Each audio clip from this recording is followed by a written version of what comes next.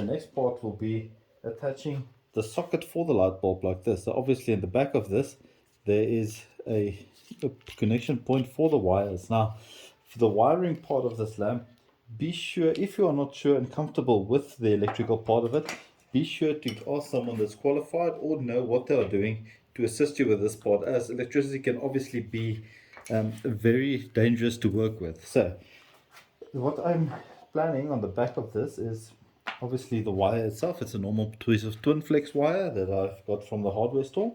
Now the main plan with the stand or the arm of this lamp, so I'm going to take this wire basically through these holes that I've drilled, and I'm going to pull it through, zigzagging it all the way to the top like this, basically in the one side, out the other side, and then taking it all the way to the top this way. Let's fast forward this a bit.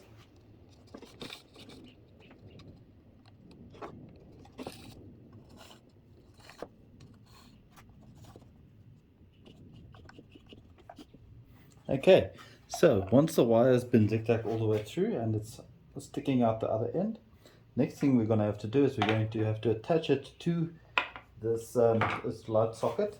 So I'm going to open the end of the wire. You don't need any fancy tools for this. You can use a normal wire stripper or a side cutter, or even a scissor if you really want to. Really quite simple to do. Only going to bare the ends of the wire here, open them. It doesn't matter, since this has only got an live and a neutral part, it doesn't have a ground or a earth. You can connect these wires vice versa any way around and it would not matter.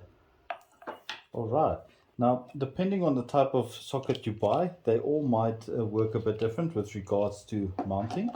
Now in order to stop the wire being pulled through, what I'm going to do with this is I'm going to give the wire a knot like this.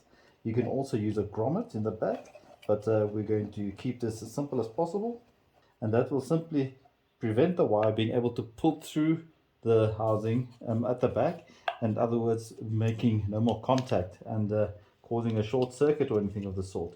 So it's just a bit of a safety procedure or safety precaution. Thereafter I'm simply going to screw this thing back together like so.